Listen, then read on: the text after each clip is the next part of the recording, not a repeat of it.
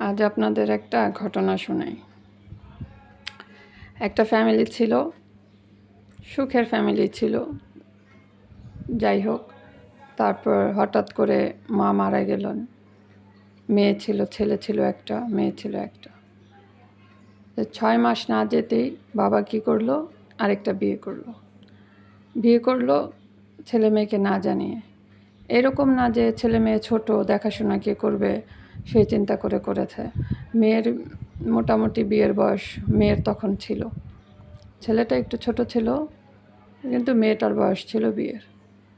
যাই হোক, বাবা বিয়ে করে এখন বাসায় ঠিকভাবে আসে না, ওদের খোঁজ খবর রাখে না, 2 বাচ্চাকে ফেলে রেখে চলে গেল। কিছুদিন পরে জানা গেল বিয়ে করেছে। তো বাসায় নিয়ে আসলো সৎ মা। মেয়েটা তখন কি করবে আর, এই বনিবনা হচ্ছিল না, টুকিটাকি ঝগড়াঝাটি চলতেছিল সংসারে, সমস্যা লেগে আছে। তো মেয়েটার বিয়ে হয়ে গেল কিছুদিন পরে। বিয়ে হয়ে যাওয়ার পরে তারপর সব কিছু মোটামুটি ঠিক চলছিল।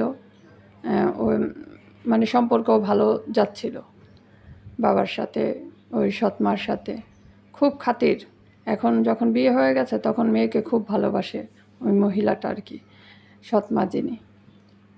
তো কিছুদিন পরে মেয়েটার যে কোনো কারণে ডিভোর্স হয়ে গেল। তো যাই হোক, ডিভোর্স করানোর পরে বাবার বাসায় নিয়ে আসলো। আনার পর থেকেই দেখা গেছে এখন মেয়েকে কিছুদিন পরে বাবার বোঝা মনে হচ্ছে, ওই মহিলার বোঝা মনে হচ্ছে।